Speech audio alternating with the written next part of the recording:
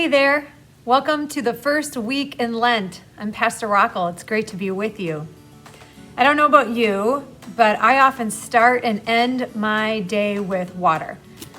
Usually when I get into the kitchen, first thing, I'll have a glass of water.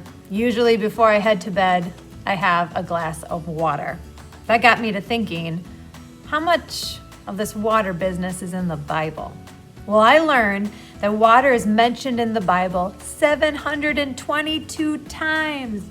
Whoa. I also learned that that's more mentions than faith and love and even worship. Water is literally all throughout the Bible. In fact, it's in the very first words of the Bible. In the book of Genesis, chapter 1, we hear about the beginning of creation.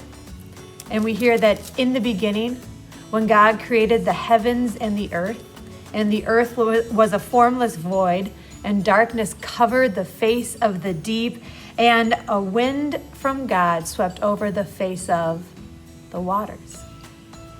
And then, at the end of the Bible, in the last book of the Bible, in the last chapter, in the last verses of that last chapter, Revelation 22:17, we hear Jesus say, "And let everyone who is thirsty come. Let anyone who wishes take the water of life as a gift." Just like your day might start and end with water, the Bible begins and ends with water. It's that important because without it, there is no life.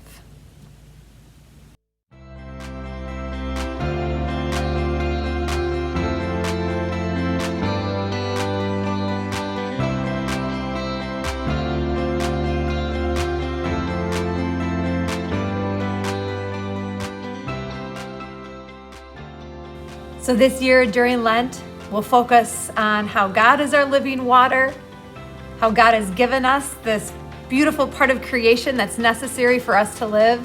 And together we're going to explore how we can care even more for this necessary and wonderful part of creation that we call and enjoy water.